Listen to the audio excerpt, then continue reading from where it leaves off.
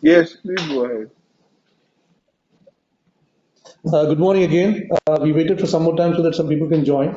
So today we are having the investor meeting for year-end scenario, year-end of 2022. We had previously a meeting in August for the first half. This is the second meeting for 2022 after the AGM is finished. So we have in this presentation a detail about what has happened in 2022 with the trends on quarterly basis.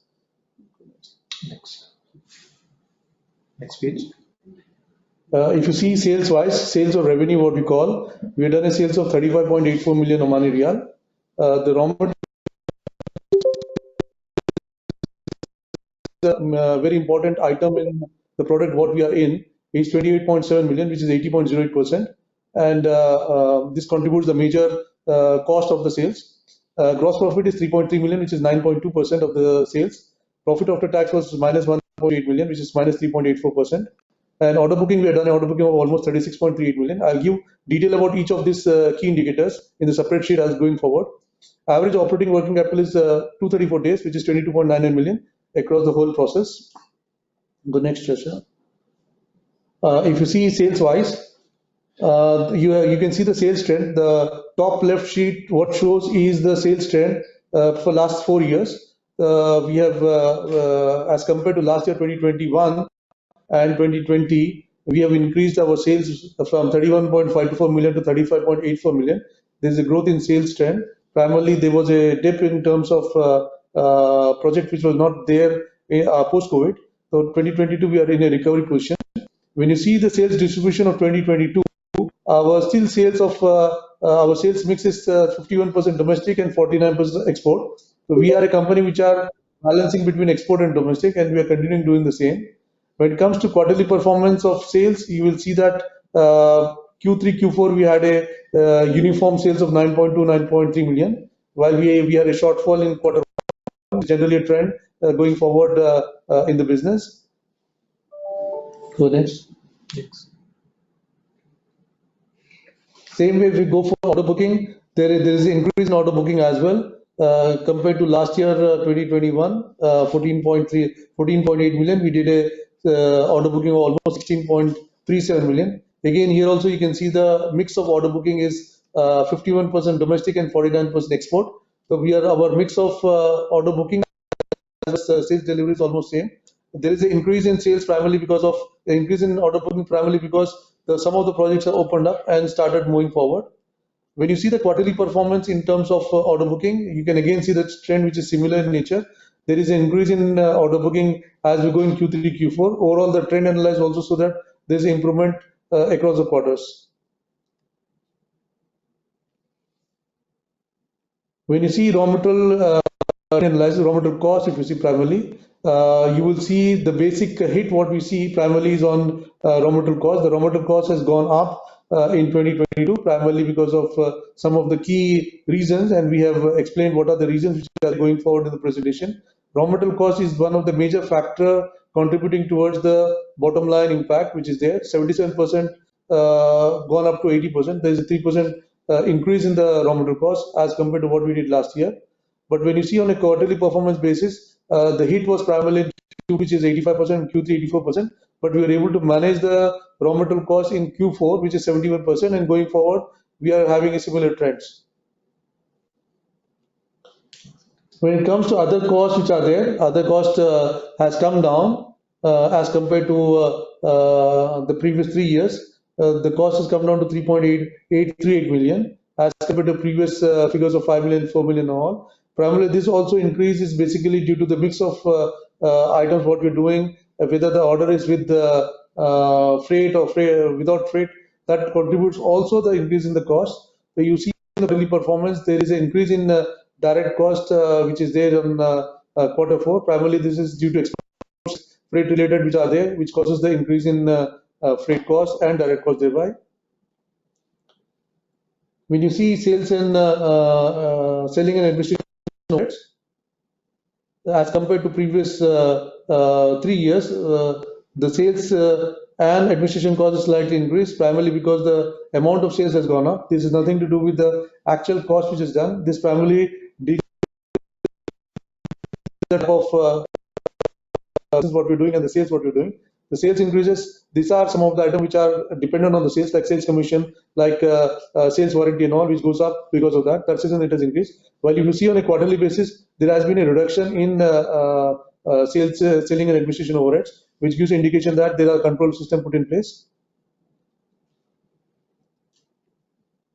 When you see the gross profits, because the MSR of transformers are reduced, they are making a higher gross margins. Like there's a steep increase in the gross margins as compared to the quarterly performance of Q1, Q2, and Q3, Q4. Q4 has been a phenomenal gross profit increase, primarily because the MSRs has come down from 84% to 71%. And the same effect you can see in the quarterly PAT also. PAT has been at as low as 800,000 in Q1 to 345,000. We were able to manage the quarterly PAT of Q4 to 299,000 positive, thereby able to manage the expectations what we had in terms of Q4 when our legacy orders were gone off. The same trend you can see going forward in EBITDA also. EBITDA also, we have a big increase in Q4, primarily because of the cost what we have controlled there. If you see what are the key contributors for this result, so we have positive contributors and negative contributors. Positive contributors, when we say Q4 has got a better MSR, primarily because there are orders which has been taken in 2022, which are oil and gas project, which has converted into delivery in 2022 Q4, has given us the contributions. We had a penalty waiver also from Qatar, which is also a positive contributor for us. 400 kV transfer manufacturing opening, this is something which is a new product launched and completed in 2022. This is a positive contributor, not directly impacting the profitability for the year 2022, but this will have a bigger impact going forward for 3-4 years, because this is an elite club of transfer manufacture, and we are into that right now. We have developed new products and supplied the largest inverter tube transformer. This is also something which is a very big leap in terms of our technology, and this is also going to provide new business opportunities as well as profitability going forward. We got long-term service contract for maintenance, which we received from Oman Utility, one of the Oman Utility. This was something which was not done previously on a service contract basis. We used to do on a individual basis. Now, once we are done on a long-term service contract basis, we are trying to duplicate with other utilities within Oman as well as in GCC, and this will also have a revenue stream which is going to come in. We also expanded market base. We went up to Europe. We got an order from Lithuania, and we're going to supply in 2023. Apart from that, we have now into 19 countries. So we have from a level of 14 countries there in 2021, we reached to 19 countries which are there in 2022. Going forward, 2023 also, we have a similar projection which is there. What are the negative contributors? Primarily, negative contributors are the legacy projects which are having no price variation. This was like we had Karama. Karama was the order was taken in 2017, and this was extended till 2022. Fortunately for us, we have plugged this bleed of legacy of Karama, and we have concluded this project as of September 2022. So we have going forward, though there are transfers to be supplied, we have requested Karama to say that we are exiting the contract without any liability to us, and that has been accepted from Karama. So we don't have going forward this Karama legacy project coming in. Apart from that, we had one order of NCC from Kuwait. This project was taken in terms of having a base there, and this was taken in 2020, but the deliveries was 2022. And again, this was a fixed price, and we had no choice of getting price variation, despite with the EPC as well as the utility. So this had a suffering for us. So these are the two projects which have suffered us primarily on the bottom line. Apart from that, we have taken some strategic projects which were for the entry-level prices, and then this has overburdened us primarily because the commodity price also went into a different direction. So there was a double impact. The projects were taken at a thin margin, and then we went into commodity price escalation as primarily hit. You can see Q1, Q2, Q3, the major impact on the raw material costs are based on this 4 project. We can see out of our 34 million, we have internalized. There are 16 million projects which were taken in this legacy and strategic one, which had a MSR of almost 92%. So this 4 projects were the key contributors, while 24 million what we have done has been in a very good MSR and a very healthy gross profit. Projects in Oman are still not to be expected levels. There are delays found. Like there are a lot of projects which are being signed, but this is showing up right now in Q2, Q3. It will be showing up in a big way. Like OETC is showing up a lot of tenders to come in June. So still in 2022, the projects in Oman are still in that level. That is the possibility of able to cover up this higher MSRs was less. Probably there were no more projects available. NT issues in GCC is there. This is one of a key concern, and we are taken up at all levels because every country is putting up their local content price preference. Like Kuwait has got a 20% price preference. Saudi Arabia has got a local content authority which is there, which is concerning only local approvals. We worked with the Ministry of Industries as well as Ministry of Foreign Affairs to put up our case because Oman is not doing this way. Oman is not giving a systematic price preference. Oman is giving minimum percentage of localization to be required, but there is no price preference. While GCC countries like Kuwait ask for 20% price preference. So Voltam has to supply in Kuwait, they have to be 20% lower than the competition, which is not the product line what we are in, where 75% to 80% is the raw material cost. If you have to be 20% higher, that means it's a big loss. So these are items which are there, which are the negative contributors primarily to the result what we have. If you see going forward, what are the learnings and action we have taken so that we are able to mitigate those? First one is risk assessment process is structured now in a very robust manner so that whatever we are committing, specifically in the risk-prone markets, are properly assessed so that we don't enter into a new arena where we have a new problem to come in. So this is something which we have doing in a structured manner, like we are entering into markets like Nigeria, Libya and all, which are Yemen also, which are basically risk-prone market. So we have made our own business plans where what type of payment term, what type of guarantees, what type of commitments we can give for such countries so that we continue to have business, but we are able to mitigate that. Those type of structuring we are doing. And we're committing for a long-term contracts because we have seen in Karama, in NCC and all, long-term contract has been very risky for us. We are regularly monitoring our actions on commodity price. Commodity price trends, which has been the key contributor for our issues of gross margin in 2021 and 2022, has been the issues there. But what we see is commodity prices going forward is not having so much of fluctuation, but this will start showing up results as we saw in Q4. You will not be seeing much of commodity-based gross margin problems going forward.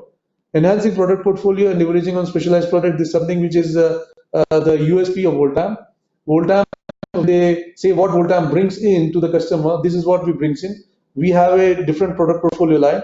Even for 2023, we identified 4 products which has to be added into our product portfolio so that we are able to have the competitive advantage with customer. Otherwise, the regular transformers are your red ocean where you have just competition cutthroat and you don't get the margins of that kind. So we are working on products which are giving better leverages and a specialized product. Enhancing productivity, we have started working on 2 key projects within Voltam. One is the distribution transformer lean restructuring. We are doing it. We are working out to make the complete production flow lean so that we are able to have better utilization, better productivity. There's one big project which is going on in distribution transformer. We are working on strategy to reduce the loss-making products. We see that the key products which we are having, like low voltage switchgear, is there. This is one of the product which is a bleeding product, which is because where we are not adding much of value addition, where we are having OEMs and we are trying to manufacture those, assemble those, not manufacture, assemble those. And as compared to previous years to now, there has been multiple competition at a very, very low cost levels, like even one-shot competitors are available. And we are having a hard time into this product. So we are identifying the products which are not giving us the margins and all to strategically reduce or remove those products so that we are able to not bleed on those product lines. So that is one of the strategies which is in place on which we are doing on Voltam energy switchgear division level. Projects and ensuring short closure. This is what we have done. Karama has explained. We worked on 2022 to see that Karama intake is how, whether they're going to take full or not. If you're not done this short closure, this project would have gone for 2023 also, and we would have bleeding in 2023 also. This sort of monitoring we started on projects. Any projects going for more than a year is considered to be short close, so that we don't take the legacy going forward in the next year. We have done transformation of our businesses, where we are focusing on digitization and product mix. This is something which is going to bring speed to the whole process. The transformation is there, and we are working on those transformation activities within the units as well as at the group level. Expanding market base in more vibrant and low-risk countries. This is something which we are very seriously looking into. We have expanded, or we have done a detailed market research in the US market, and US is a current market where there's a large demand. There is a risk which is there, but we are trying to mitigate that risk with the legal and commercial teams which are experts into this type of business models, and we are trying to work out on those type of countries instead of going into countries which are high risk and can lead to surprises to us. So those are one of the key strategy for us, so that we are able to go there. Non-committing to any long-term contract without thorough due diligence. This is also explained. Long-term contracts are the ones which are the key killers. So we are trying to see that we don't commit anything unless and until we create enough mitigation for that. There's something called exclusivity with the partners, agents, and all. We have strategized in a way that we don't go for any exclusivity with any partners or any agent. This is also one of the key reasons where your expansion to the market, your profitability to the market is getting hit. So we are revising all agency contracts with all our agents and making it non-exclusive, so that we have the flexibility to move forward and monitor our agents and our partners, so that we work out in a way that it is successful for us. So these are some of the action which we are working on as a team, so that we are able to achieve what we planned for 2023 and going forward. So if you see, these are some of the trend analysis which we do on a weekly basis, and then we see what are going to happen. Like copper, this is a copper trend. Then this is a copper trend, and your Brent crude oil trend. Then same way you have steel trend as well as structure trend. These are some of the trend analysis. What happens, what we take care of. This actually gives a very clear indication on how we are able to manage our raw material costs, our prices and all, and price well with the customer, and don't get into the same problem what we had, because generally the market here is still a fixed price sensitive market. These are all fixed price market. If you're not able to price it well, and if you're not able to conclude the project in a period of time, we carry the risk of this one. So these are some of the actions which are there. So that's what we have today. Thank you for your hearing out the presentation. You have any questions, let me know, I'll answer for that.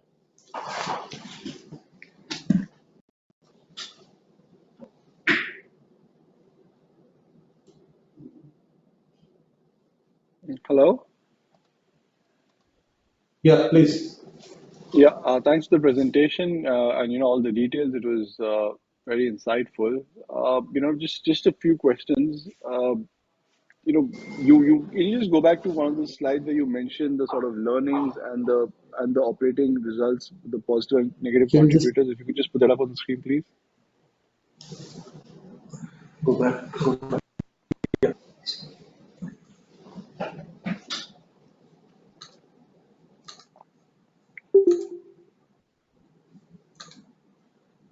One second, it's getting uploaded.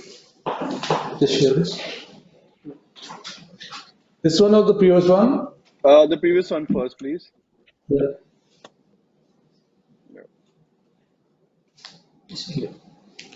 Yeah. Now, I mean, just to start off with, of what we understand, the primary risk in this business, apart from, of course, the commodity price, which is beyond your control, is the time frame between being awarded the project and bidding for the project, right? Now, is that a correct understanding? So when you quote for a contract and when you win the contract, you basically have certain estimates given based on raw material prices at that point in time. Now, if raw material prices remain flattish during the award time, it doesn't impact you. But if they move and they move upward, that is a risk. Now, is that a correct understanding to start with? Yeah, because if you say this is not exactly correct for distribution transfer, but it is 100% correct for power transfer. Power, I meant on the power side because typically Yeah, your total time period would be between, let's say, 12 24 months for dispatch of a power yeah, transformer, correct? yeah, Okay. yeah, Now, one point that you stated here as a learning is to sort of close out projects at the earliest. Now, that happens once the projects are awarded, but there is no real mitigant for a delay in a project being awarded, right? yeah, Okay. No, just wanted to understand that. Um, Secondly, like you said, could you just touch upon some of these new products that you've developed? You mentioned you've developed a 400 kV transformer, which will probably bear fruits in 2023 and beyond. What sort of impact do we see from these products in terms of margins or in terms of market penetration? The reason I'm asking this is, if I look at your sales mix, it's 50-50, right, between Oman and outside Oman. Now, yeah. one of the issues you sort of put over here is in terms of trying to get the best pricing, not taking on projects that are not economically viable. But then again, at the same time, if I look at GCC markets, those are price competitive markets because it's a home turf for other companies. So that's something that you will be willing to defend. So automatically, when it comes to pricing projects in GCC for products that are available across, that would also be a challenge, correct? Yes. So if you So see, then in that case, could you just to yes, make please it go ahead. more elaborate, like yeah, if you see 400 kV transfer, why we have jumped up very quickly from the transfer rating is GCC, whole GCC, there are three manufacturers making up to transformer to 132 kV, which we were there till 2020. Okay, in 2020 we went very fast to develop our 220 kV transformer so that we have that product advantage. And in 2022 we jumped into 400 kV transformer also within a span of very quick 1 year. We jumped from one rating to another rating, and we become the largest transformer manufacturer in GCC. Now, what it brings primarily is currently in all GCC region, 220 kV and 400 kV, including Oman, has been importing it from Europe and Far East. Okay, and this is a very high technology product. Like if you see the gross margin for a 130 kV transformer will be around 20 to 22%, while for a 220 kV or 400 kV transformer, the gross margin will be 25 to 28%. So that's the difference what we see here. Automatically brings in the bottom line. Apart from that, we bring to the customer the advantage. What we bring to the customer is customer has the advantage of buying all the top to bottom transformers from one company, which is easier for them. Like what we used to do was we have a 130 kV transformer we are supplying to say OETC. Some of your European customers used to come and offer OETC that we want to give you a package solution 400 to 20 kV and 130 kV. And there was a possibilities on we losing the project primarily because we don't have a full package solution. And now we concluded on package solution, the possibility of we losing the order because of that package system will be completely low. So here, by developing this product of 400 kV, first of all, you are into the elite league where you have a better gross margin. Second, you will not be losing your package projects, which generally used to go from this technique of packaging the product. That is one of 400 kV. If you see this inverted duty transformer, this is something which is special. In whole GCC, there are more than 45 distribution transformer manufacturers. Okay, and in Saudi Arabia itself, it is almost seven distribution transformer manufacturers. But none of this transformer till now, primarily because this goes into the solar power. And anything which goes for your green hydrogen, you have this type of transformer. Anything which goes for your green ammonia or whatever you call it, any green power is there, solar power is there, it is with this type of transformer. So we developed this quickly, and we had that capability developed, and we supplied this to Sudair in Saudi Arabia up to almost 1.5 gigawatts. Like if you see in Oman, we are talking about 40 gigawatts of green hydrogen, and Saudi Arabia is talking about almost 60 gigawatts of green hydrogen. So these are large projects. So we made ourselves available and ready to be serving to this product. So these are two or Okay. the futuristic product, which basically brings in a larger landscape of business as well as profitability. Okay. Noted. Okay, could you go to the next slide, please?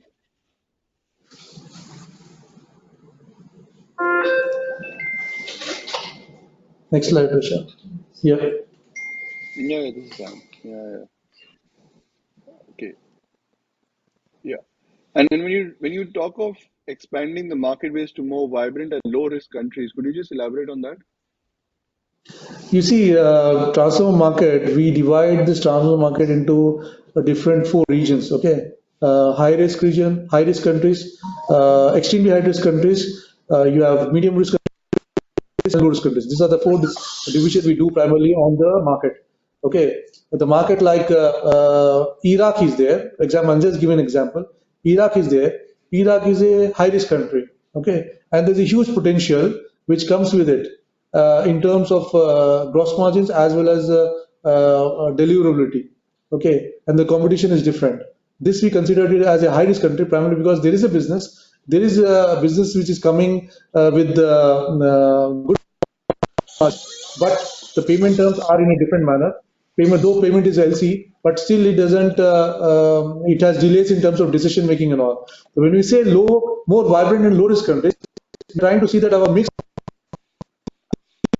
countries are in a way that we don't depend highly on our extremely high and high countries because it's very easy to grab an order somewhere in very high risk countries, but your situation for delivery commitments, timeline, and availability of money is very low. So what we do primarily here is we go for countries like USA, which we are exploring right now, and rather the business development and I was there in US in February. We had a very good discussion with some of the customers and all, and we see this is a country which has got a demand coming up for almost 3 4 years because what we see Europe and the developed countries primarily. Developed countries were all having no demand for past, say, 8 to 10 years because they were not having any demand for that. But all these countries currently going for a complete restoration in terms of the old equipments which are getting aged and all, and they're getting a lot of maintenance costs in this. So to do that one, we are trying to work better into like your US market is there. We have some European countries which are there, Western European countries. Apart from that, within GCC, Saudi Arabia is a vibrant economy. The amount of investment, the amount of projects which are there in Saudi Arabia is such large that that itself will fill up your factories. So we are having our own strategy in a way how we are able to establish in those countries with a committed and dedicated team so that what we want. And these countries are low risk primarily.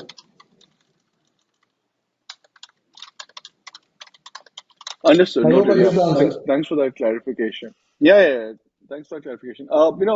I understand you have a wide range of products, so sort of putting it down to a capacity utilization would not be the appropriate term. But let's say you were able to sort of penetrate these US and European markets and the payment terms, etc., are ideal. What sort of top line growth can we expect over the next 2 years? I mean, I understand you can't really put it into a number of units and multiply that, but given sort of what analysis you've done, what sort of growth in top line, or rather, let's say for that same top line, what sort of expansion margins could you see? Either way, if you could answer that question.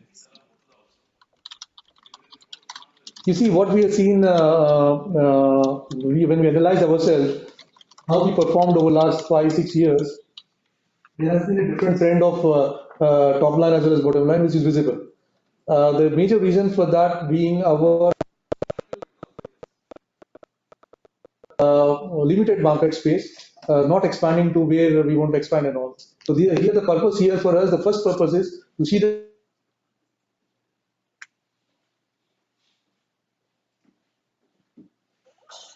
Hello.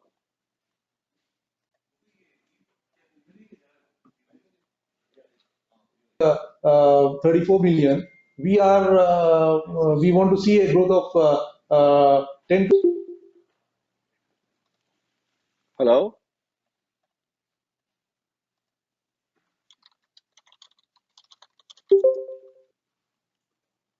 Hello. Yeah, you Sorry, were able to your hear voice me? completely cut off. No, unfortunately I wasn't able to hear Yeah. you at all. Okay, so I'll just repeat it. If you see the whole purpose for us for going for this different product expansion and all is primarily when we see what we have done for past 5 6 years, we see primarily that uh, we had dips in our top line and bottom line, and there were some intermediate ups and downs. The primary reason for that, what we analyzed, is that our market base was limited and our product portfolio was also limited, and it was not any external influence. We were not able to adjust it. We were able to get exposed into this situation.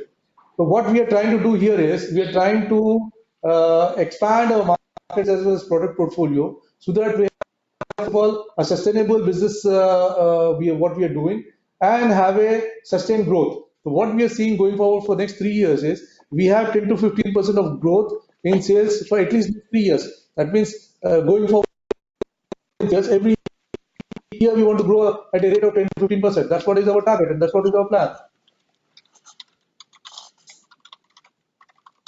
Okay. And in terms of, and again, I mean, I understand this. It would be naive to sort of rightly try and pin a margin down. I understand that the primary determinant of your margins or this business is the commodity prices. But let's say if prices remain sideways, which is, the time you quote and win a project, they remain where they are. What sort of margins do you see going forward, on a normalized basis and after sort of, the efficiency kicks in? You see, this product primarily is not a double-digit PAT. This product goes up to a range of, in a best case scenario, between 8 to 10% of the profit margin. But understand, I appreciate that. Yeah, yeah. That I do understand the nuances of this business, and generally in a commodity business, you will not see a double-digit margin. But okay, even a 7 to 8% margin is extremely healthy. Yeah, I Yeah. understand that. Okay. Next is with regards to your working capital cycle. You touched upon that, and sort of if you could just go back, I think you mentioned 280 days is where it stands currently. Is that correct? 234 days. Yeah. 234 days. 234 days, right, right. And that sort of is that within an acceptable limit? Are you looking at sort of improving upon that? Any things you can do on that front? Yeah, actually, if you see, we feel that 234 days is not a very good OWC days, average OWC days. We are targeting at around 200 days because know what are the reasons for this 234 days also. Primarily, there is a contributor where we were holding almost uh, 3 million to 3.5 million of our goods in Qatar as a part of the contract for Karama, where we need to keep this material so that Karama can take at any point of time. So this used to be a fixed inventory for us for last 4 years. And since our post completion of this contract, we will be releasing this 4 million, 3.5 million almost as a fixed line there. And that should be coming down in our operating working capital. Apart from that, we are doing multiple things in terms of the lean process also is focusing in terms of reducing the inventory time, inventory carrying time. And those are all the actions which we're going to do so that we are able to reduce it. But to answer it, 234 days is not what we are looking for. We're looking for around 200 days. Noted, noted. Thanks for that. Next question. I'm sorry if this is if I'm the only one asking questions. There's someone else. I'm glad to sort of take a step back. Otherwise, I'd just like to ask a couple of more questions. Is that okay?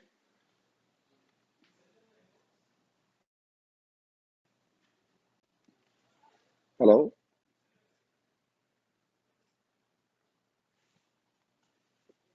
Hello? Question, kindly ask, otherwise you'll continue. Yeah, sure. Okay. Your order book currently stands at 36 million, which is almost 12 months currently.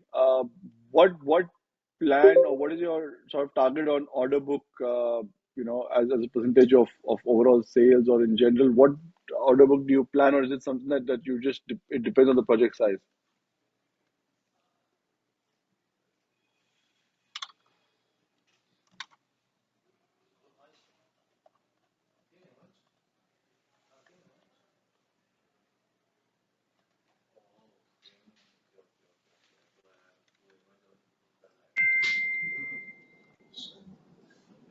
Hello? Yeah, we actually lost your voice. Can you just repeat your question, please? Sure, sure. I said the current order book stands at 36 million. What would be a target order book for the company going forward over the next 2, 3 years? Because currently you have a 12-month order book, and what is the target going forward? Now, just to clarify, when you say order booking, this is the amount of order booking has been done in the year. which means we received order. It is not equivalent to unexecuted order book. Sorry, what would be the unexecuted? So what would be the order book in hand? If you could just mention that So then. we see, as of January 2023, when we started this year, our order book was 22.4 million. Okay.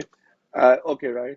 So So the whole right. the whole purpose, what That we would be do okay. is what we Yes. do primarily is we do in a way that our order book, yeah, the more the order book, the less the risk of achieving the sales revenue, and that's how we work on.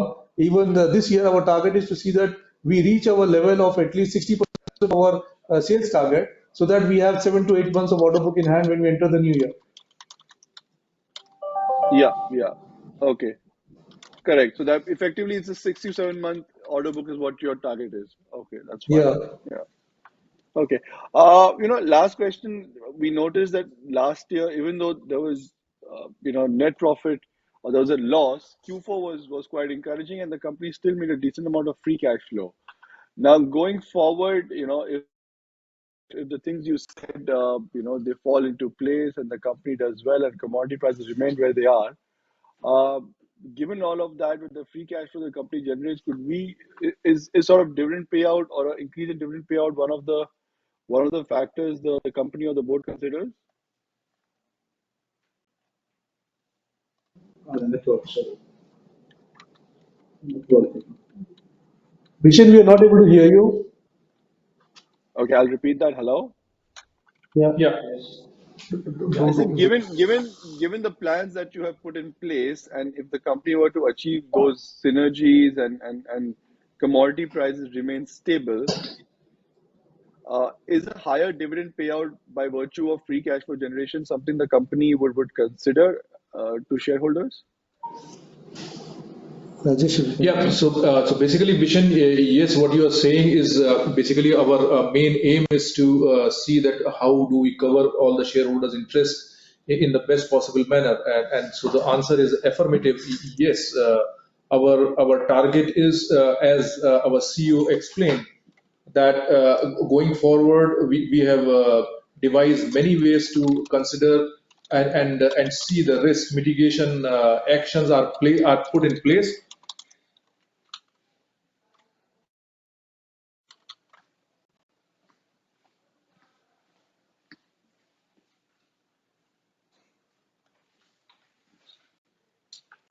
Hello.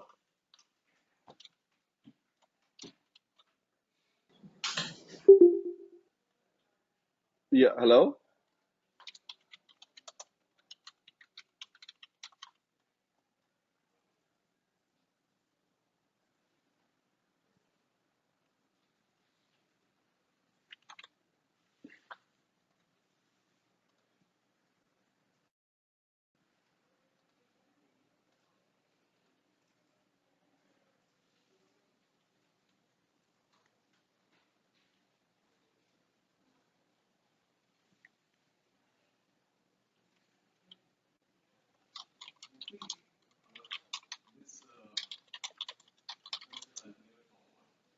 Hello.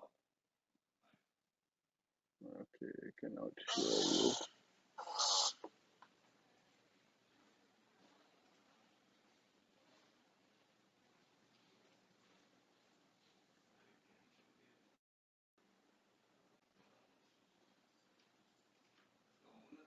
Hello.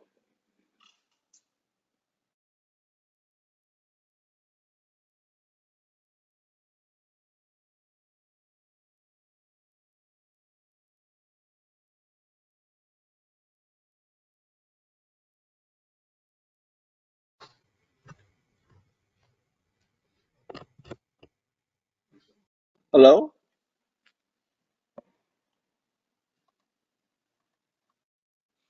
Hello, can you hear us? Now we can. Yeah, now we can hear you.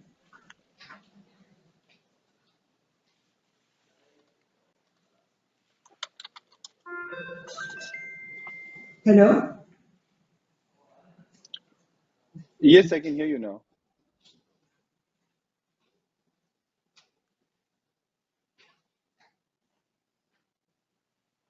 Hello? Hello. Hi. Yeah, can you hear us now? Yeah. Yes, yes, I can hear you, gentlemen. Yeah.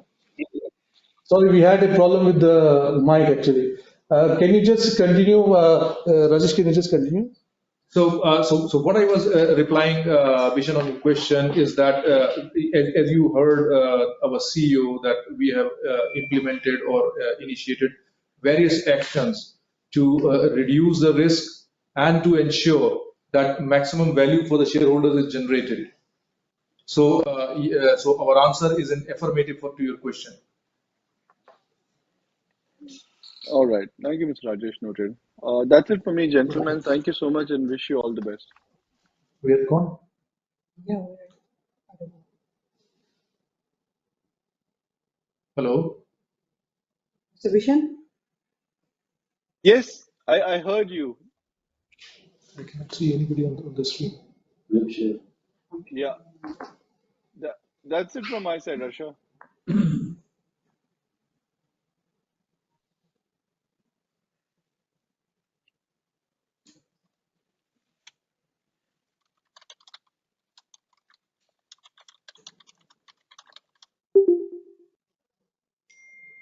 Could you hear us?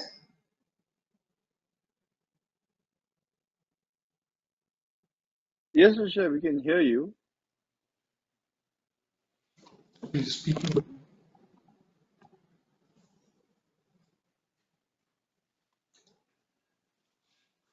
Hello. Hello.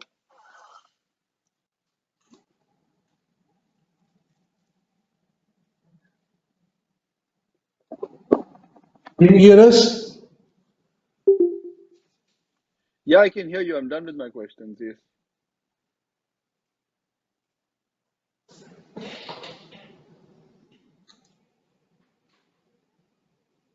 We can't hear you.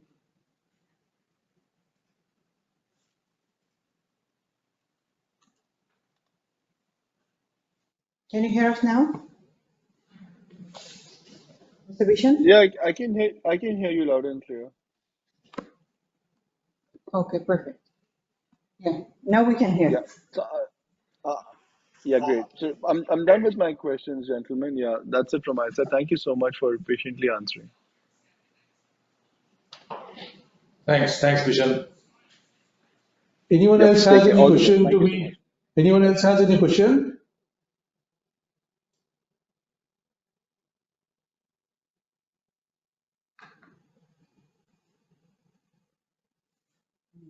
So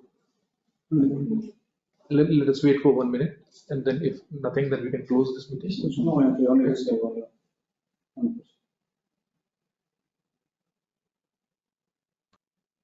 Hi, Assalamu alaikum. Walaikum Hello. salam. Yeah, walaikum salam. Yeah, Tell me, Mr. Saleh. yeah, yeah. I have one quick question regard of Outlook 2023. So we saw Yeah. like Q4 was great. Yani you made like 500,000 profit. So how about this year? This year also, inshallah, we'll have profit. That's what is the prediction. So we are working in that direction. The quarterly performance is not what we are going to be the reflection of it, because it depends on the mixes of order what we have. We have a very robust plan for 2023, and inshallah, we are hopeful that 2023 will be a profitable year for us. So and we can see another we can pay dividends for this year. Inshallah, inshallah, that's what is our whole plan of.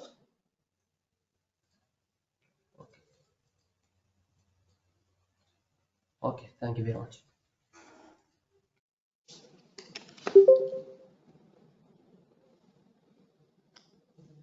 So if no question is, If any other question is there, Yeah, hold on.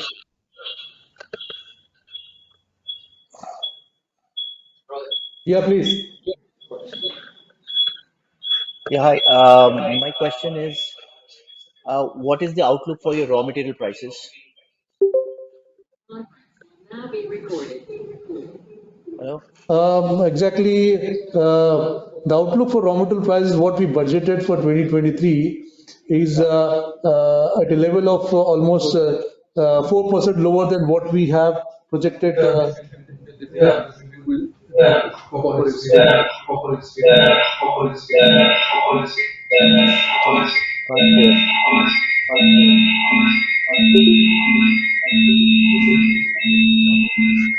It's ringing. I can't hear. Hello? There's echo Hello? actually. Yeah, can Yeah, you hear there's us an echo. now? Yeah, I can hear you Yeah, now. can you It hear us was an echo. I now? couldn't hear. Yeah, Yeah, I can hear you now. yeah. So if you see, can you hear me now? Yeah, I can hear you now. Material prices, don't say percentage.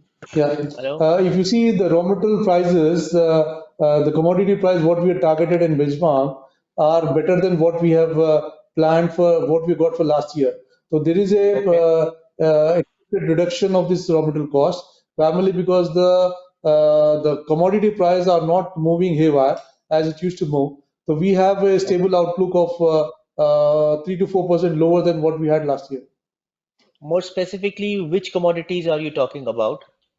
That where you have a We talk benign outlook? about Yeah, if you see, we basically, you can say 80% of our sales are primarily on transformers, and transformers, Yes, copper are the major contributor. correct. Copper is Correct. there, electrical steel Yeah. is there, you have transformer oil as well as you have got mild steel. Okay, these are the four major commodities which are there into the transformer. And copper is the one which contributes almost 25 to 30% of our transfer price. So we see Yeah. transfer copper prices are not fluctuating as it used to fluctuate 2 years back from 6,000 to almost 10,500 and all.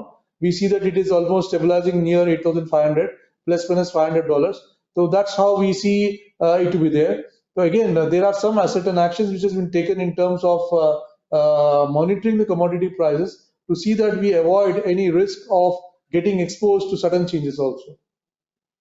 Okay. And with regards to your order book, what's the split between local and international or GCC? Hello?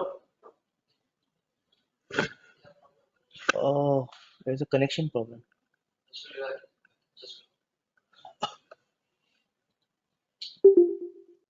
Hello? Hello? Oh, I can't hear.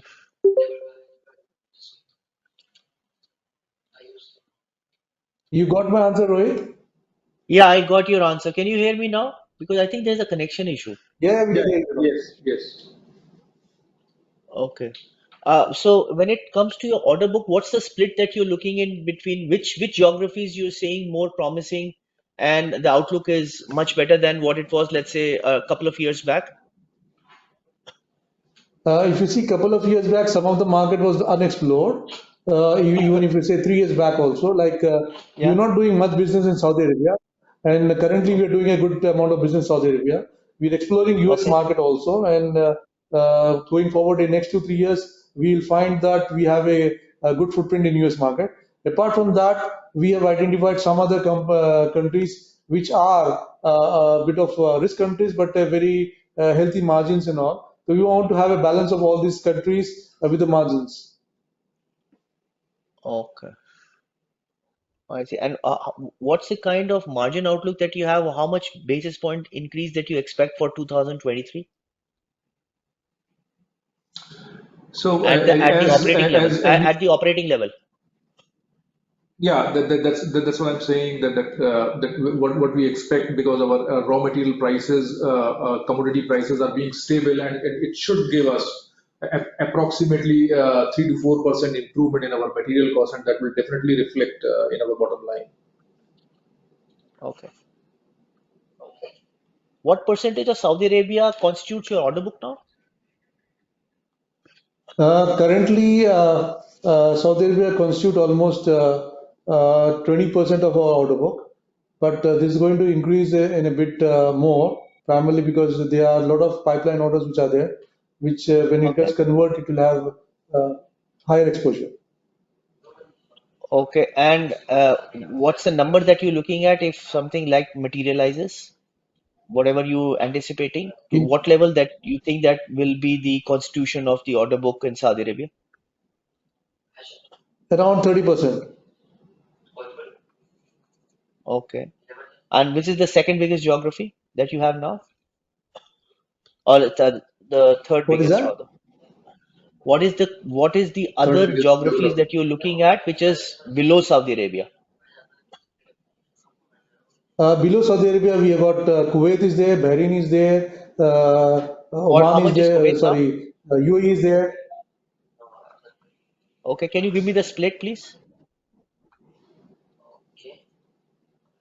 Split of exactly what? Kuwait, UAE, and Bahrain, how much of that would be the So order if you book? see, we have the total 51% is the market what we have in Oman and 49 what we have in export. In 49 Yes. export, if I take 49 as 100%, Yeah. almost 30% is what we are expecting from Saudi Arabia, and we're Okay. expecting from Kuwait, UAE, and Bahrain as one part of the market, which is again 20% of the market, and I see. Okay. balance 30% of the market is coming from North Africa, where we have countries like Nigeria, Morocco, Algeria, Egypt, and all is there. So we have 20% of the market there, and we're expecting 30% of the market coming from Iraq and USA. Okay. When it comes to margins, which geographies do you prefer, or let's say you have a better handle on the margins as well as receivable management? Which ones are easier to manage in So terms of geographies? obviously Oman is easier to manage because it's our home ground. Apart No, from that, I'm within talking about the GCC, it's international. a Sorry. So I'm talking about the international yeah. side.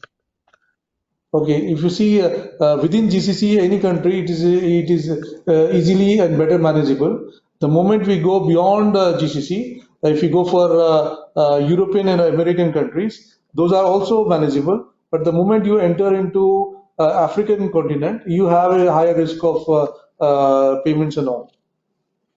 So basically, is that fair to say that you want to reduce your exposure to Middle East, North Africa, and then move on to other geographies because of this issue? Absolutely. Rather, what we are doing is we are trying to selectively take projects in Africa which are either funded by European Union. Generally, if you see North Africa and all, these are European Union funded. So we are trying to work out on European Union funded and come out of the utility, the North African market, because there are a lot of projects which are there in the utility market of North Africa, which are risk prone, what we are seeing. Got it. Thanks. No further questions to be asked. Thank you all Thank you for so your much. participation.